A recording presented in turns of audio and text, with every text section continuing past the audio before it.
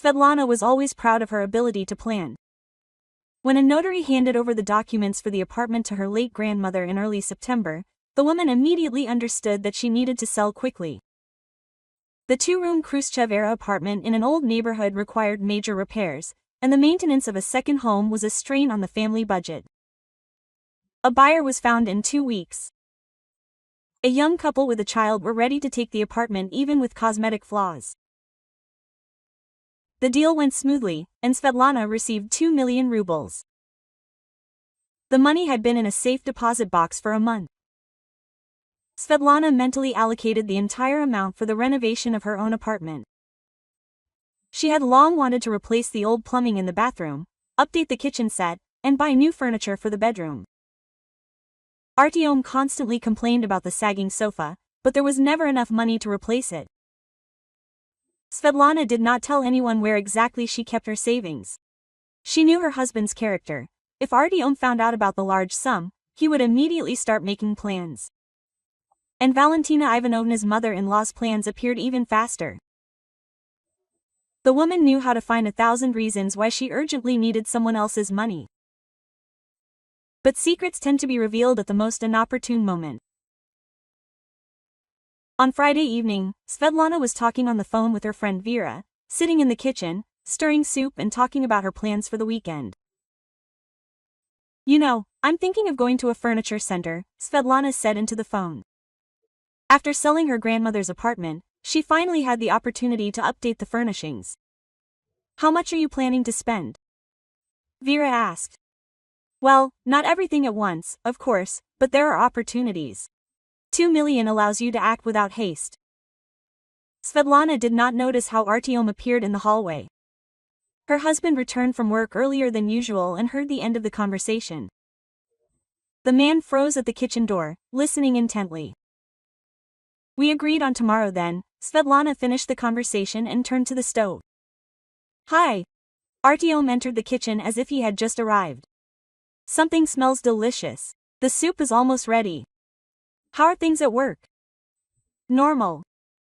Artyom sat down at the table, but Svetlana noticed that her husband looked thoughtful. "Listen, what were you talking about with Vera about some kind of sale?" Svetlana frowned. So he was eavesdropping. "About Grandma's apartment. You know that you sold it a month ago." "I know. But I haven't heard the details about the money." "Where did you put it?" "Put it aside," Svetlana answered briefly, pouring soup into plates. "Where did you put it?" "On deposit?" "In a bank cell. I plan to spend it on repairs." Artyom nodded, but Svetlana saw that something was clearly bothering her husband. Artyom was silent for the rest of the dinner, only occasionally nodding at his wife's remark. After the meal, Artyom went into the room and talked on the phone for a long time. Svetlana washed the dishes and involuntarily listened to snatches of conversation. "Yes, Mom, I understand. Of course, this is a serious amount." "No, I didn't know before." The woman's heart ached. Artyom told his mother about the money. Valentina Ivanovna had an amazing ability to turn any financial information into personal gain. The next day, Artyom went to the mother. Said that he needed help with the shopping. Svetlana was left alone at home and decided to do a general cleaning. Work distracted her from disturbing thoughts. In the evening, her husband returned gloomier than an autumn cloud. His face was tense, his movements were abrupt. Svetlana immediately understood the conversation with his mother. It was not easy. Artyom went into the room, turned on the TV and sat down on the sofa. Svetlana brought tea, but the man barely nodded in gratitude. Quote, "What happened?" his wife asked cautiously. Artyom turned off the sound of the TV and turned to Svetlana. Irritation was visible in the man's eyes. Quote, "Mother told me about her plans," Artyom began. "She wants to buy a summer house in a gardening association. She found a suitable plot with a house, but she doesn't have enough money. So what? How? What? She needs to help her parents." Svetlana noticed how her husband's tone had changed. Usually gentle and calm, Artyom now spoke assertively, as if he was preparing for an argument. "Artyom, This is my money from the sale of the inheritance. I've already decided what I'll spend it on. Quote, what are yours? The husband raised his voice. We are a family, we must help our relatives. Your mother is already 62 years old. Why buy a dacha at such an age? Because a woman has worked all her life, she deserves a vacation in nature. Svetlana took a pause, trying to stay calm. She knew that the main thing in such conversations was not to shout. Valentina Ivanovna receives a decent pension. If she wants a dacha, she can take out a loan. A loan? Artyom jumped up from the couch. At her age, the bank will not give her a loan for such an amount. And if it does, the interest will eat up half of her pension. Then let her choose a cheaper plot of land. Svetlana. The husband sat back down on the couch, trying to pull himself together. We are talking about my mother, the woman who raised me alone after my father died, who worked 2 jobs to give me an education. Svetlana understood that the conversation had reached a dead end. Artyom used his favorite tactic of pressure through guilt. But this time the woman was not going to give in. Your mother deserves respect, Svetlana said calmly. But the money from the sale of the apartment is intended for our needs. Look around, how much needs to be replaced? Artyom glanced around the room. Indeed, the furniture looked shabby, the paint on the radiators was peeling, and the carpet was covered in old stains. Quote, repairs can be done gradually, said her husband. And the opportunity to buy a good dacha may not present itself again. Why did you decide to spend my money without my consent? Because we are husband and wife? Because we must support the family. Svetlana stood up and walked to the window. An October rain was drizzling outside the glass, and the drops were slowly trickling down. The woman felt irritation growing inside. Quote, Artyom, when we bought this apartment, your mother did not offer to help. When we had financial difficulties 2 years ago, Valentina Ivanovna did not give a penny, and now she is demanding 2 million. She does not demand, she asks for help. The difference in wording does not change the essence. Artyom fell silent. Svetlana saw her husband clenching and unclenching his fists. The man was clearly trying to restrain himself, but the tension was growing with each passing minute. Unexpectedly, Artyom abruptly rose from the sofa. Her husband's face turned red, and his voice sounded an octave higher than usual. Give me back the money, her husband squealed. Mom urgently needs these 2 million. Svetlana froze, blinking her eyes and not knowing how to react. For the first time in 8 years of marriage, Artyom shouted at her like this. The woman did not recognize her own husband. The blood rushed to Svetlana's face, betraying barely restrained rage. It became completely clear that her husband viewed his wife's savings exclusively as a resource for his mother's whims. I will not give the money back, Svetlana said firmly. You won't give it back? Artyom came closer. Then I'll take it myself. How? I'll find where you hid it. I'll search the entire apartment. Svetlana grinned. Look. There is no money at home. Where then? It's my business. Artyom was confused. The man clearly did not expect such a rebuff from his usually docile wife. For a few seconds, the spouses looked at each other in silence. Okay, Artyom finally said. Let's talk tomorrow when we calm down. The husband went into the bedroom and locked the door. Svetlana was left alone in the room, trying to comprehend what had happened. Over the 8 years of their life together, she had gotten used to Artyom's gentle nature. Her husband never raised his voice, always found compromises in controversial situations. But today the woman saw a completely different person. Svetlana went to the mirror and looked at her reflection. A 34-year-old woman with tired eyes and premature wrinkles around them. 8 years for courage, working as a kindergarten teacher, a constant lack of money for the simplest joys. And now, finally, there was an opportunity to change the environment, to make the house more comfortable, and her husband demands that she give everything to her mother-in-law for another blush. The woman sat down in an armchair and took out her phone. She needed to talk to someone, share her experiences, but she didn't want to call her friends in such a situation, it was too personal. Svetlana opened her contacts and stopped at her sister's number. Inga lived in another city, but the sisters maintained close relations. Maybe the older sister could give some good advice. "Hello, Sveta," Inga responded. "How are you, Inga?" "I have a problem." Svetlana told her about the conflict with her husband. Her sister listened attentively, without interrupting. "I see," Inga said. "And what does your intuition say? That you can't give the money away?" "But Artyom insists so much." "Sveta, do you remember how your grandmother used to say when you were a child? It's not about counting other people's money, it's not about increasing your wealth." "I remember." "So, your mother-in-law already considers this money her own, and your husband has turned into an intermediary." Svetlana nodded, although her sister couldn't see. "What to do? Stand your ground. The money is yours, the decision is also yours." After talking with Inga, Svetlana felt relieved. Her sister confirmed the correctness of her position, and this gave her confidence. The woman went to the kitchen and brewed some herbal tea. She needed to think about tomorrow. Artyom would probably continue to put pressure, perhaps he would connect to conversation with Valentina Ivanovna. But Svetlana made the final decision.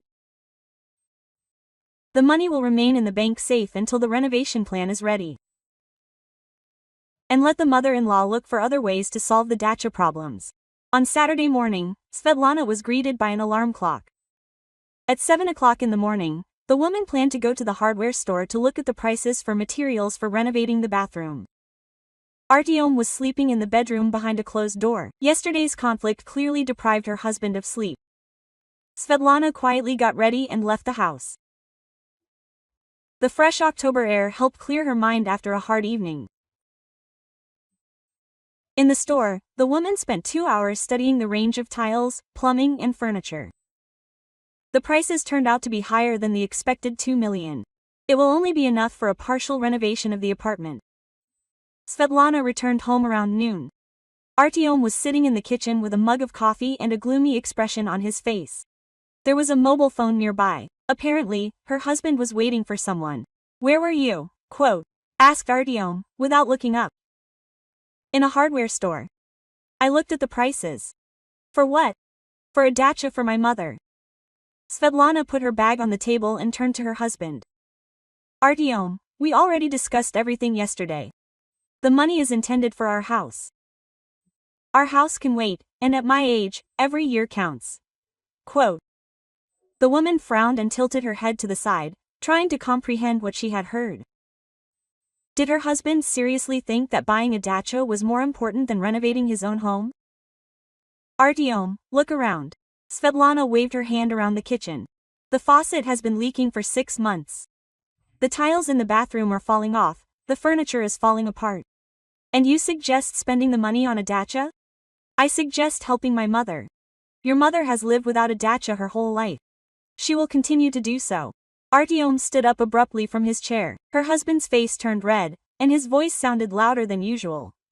"Svetlana, I'm asking you nicely for the last time. Will you give me the money?" The woman straightened up and calmly said, "It's my money. They came from grandma's apartment and you or your mother won't get a penny. How can you be so selfish?" Artyom exploded. "I've been working tirelessly for 8 years. I support my family. And you refuse to help my mother? Selfish." Svetlana grinned. "A selfish woman is a woman who wants to spend her own money on her own home. We are husband and wife. Everything is common. An inheritance is not jointly acquired property," Svetlana said firmly. "It's the law." Artyom tried to object, but his wife went into the room to the desk. The woman took a folder with documents from the bottom drawer and returned to the kitchen. Svetlana put the certificate of inheritance and the apartment purchase and sale agreement on the table. "Everything is registered in my name," the woman showed the documents to her husband. "The law is on my side." Artyom grabbed the papers and carefully studied each line.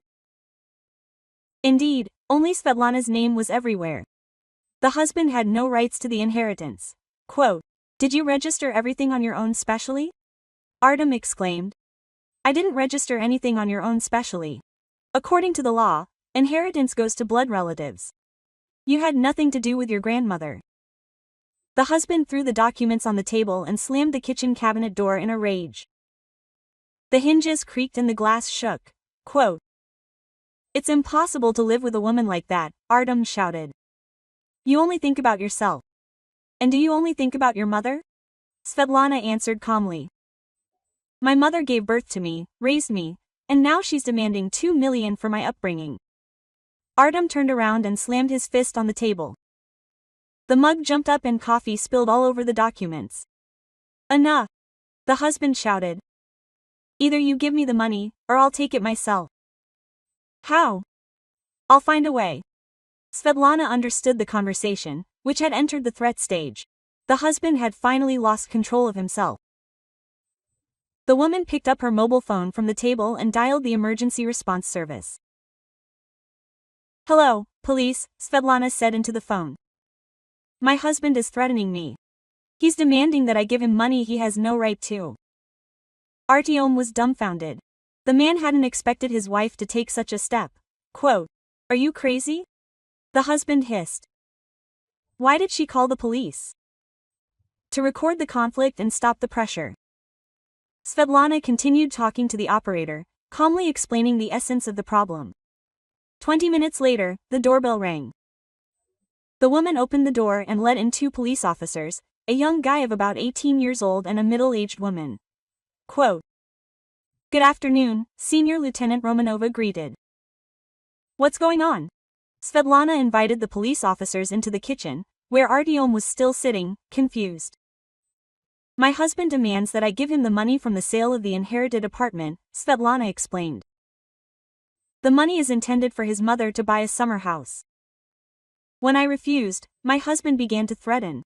What kind of threats exactly? Quote, Romanova clarified. He said that he would take the money himself, find a way. The policewoman turned to Artyom. Quote, Is that true? I didn't threaten, the husband muttered. I just asked to help my mother.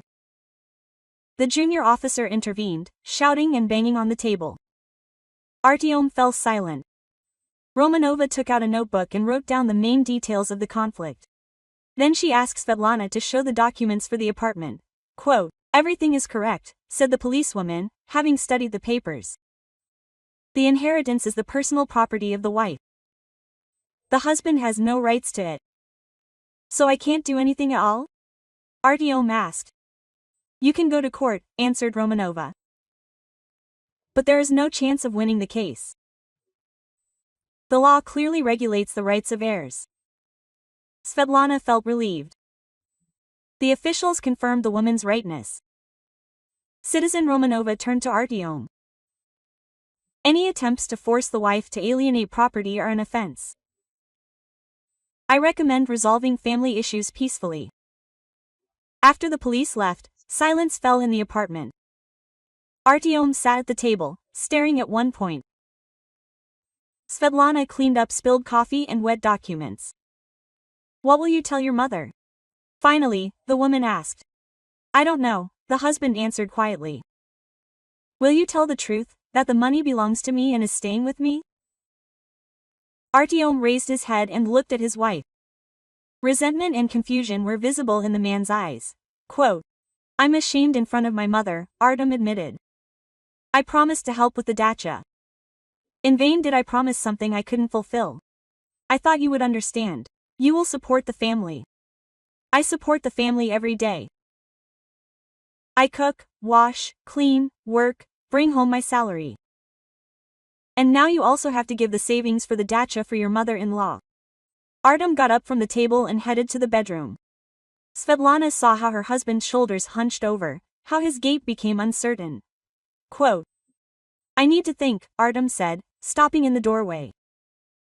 Think, Svetlana agreed. In the evening, her husband came out of the bedroom with a small suitcase in his hands. Artem's face expressed determination. Quote, I'll live with my mother for now, the husband said. Until we decide how to live on. There is nothing to decide, Svetlana replied. The money is staying with me. So, you choose money over family? I choose common sense over maternal whims. Artyom went to the door and turned to his wife. I'll leave the keys on the shelf in the hallway. No, Svetlana said firmly. Give them back right now. Why? Because this is my house, and I decide who lives in it. The husband reluctantly took a bunch of keys out of his pocket and put them on the kitchen table. Svetlana took the keys and walked Artyom to the door. Quote, if you change your mind, call, the husband said, going out into the entrance. The only thing I can change my mind about is a divorce, Svetlana replied and closed the door. The woman leaned her back against the door and closed her eyes. For the first time in many years, there was complete silence in the apartment. The TV, which her husband constantly turned on, was not heard. The sofa did not creak under Artyom's weight. The phone did not ring with Valentina Ivanovna's demands. Svetlana went into the room and sat down in a chair by the window. October twilight was beginning behind the glass. Yellow leaves swirled in the air, slowly falling onto the wet asphalt. The woman took the phone out of her purse and dialed the bank's number. She needed to clarify the opening hours on weekends. Quote, hello, Bank Information Service, the operator responded. Good evening. Is it possible to access the safe deposit box tomorrow? Yes, the branch is open from 10 o'clock to 6 o'clock. Don't forget your passport and contract. Thank you. Svetlana hung up and smiled. Tomorrow she would take some of the money and go to the plumbing store. It was time to start renovating the bathroom. Without male objections and maternal complaints. The phone rang in her pocket. The name of her mother-in-law, Valentina Ivanovna, appeared on the screen. The woman looked at the call for a few seconds and then rejected the call. No one else would decide how to spend Svetlana's money. 2 million rubles will be invested in repairs, furniture and, perhaps, a short trip. Into Svetlana's own life, not into someone else's whims. The woman got up from her chair and went into the kitchen to make tea. It was completely dark outside, and the cozy light of the kitchen lamp was reflected in the glass. The house finally belonged only to her.